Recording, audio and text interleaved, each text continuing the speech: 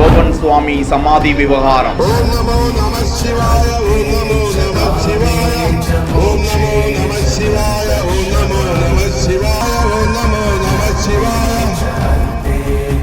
அவரது மரணத்தில் சந்தேகம் இல்லை என முதற்கட்ட விசாரணை தகவல்.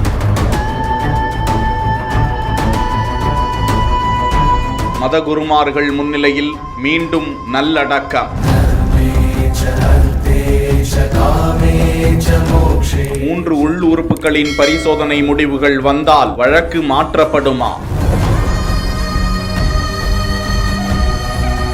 திருவனந்தபுரம் மாவட்டம் நெய்யாற்றன்கரை ஆரான்மூடு பகுதியை சேர்ந்த கோபன் சாமி சில தினங்களுக்கு முன்பு ஜீவ சமாதியானதாக ஆங்காங்கே போஸ்டர்கள் ஒட்டப்பட்டிருந்தன. அவரை கடந்த 9ஆம் தேதியிலிருந்து காணவில்லை என பெயர் வெளியிடப்படாத சிலர் புகார் அளித்ததாகவும் கூறப்படுகிறது. இதற்கு முன்னதாக கோபன் சாமியின் உடல் கல்லறையில் நல்லடக்கம் செய்யப்பட்டதாக அவரது குடும்பத்தினர் கூறியிருந்த நிலையில் சில இந்து அமைப்புகளும் அவர்களது குடும்பத்தினருக்கு ஆதரவாக களம் இறங்கியிருந்தனர். கோபன் சுவாமியின் மனைவி லோச்சனா உயர் நீதிமன்றத்தில் ரிட் மனு ஒன்றை தாக்கல் செய்திருந்தார். அதனை விசாரித்த உயர் நீதிமன்றம் போலீஸ் விசாரணைக்கு தடை இல்லை என உத்தரவிட்டது. இதனைத் தொடர்ந்து கோபன் சுவாமியின் உடல் தோண்டி வெளியே எடுக்கப்பட்டு அவரது உடல் உறுப்புகள் ஆய்வுக்காக அனுப்பப்பட்டன.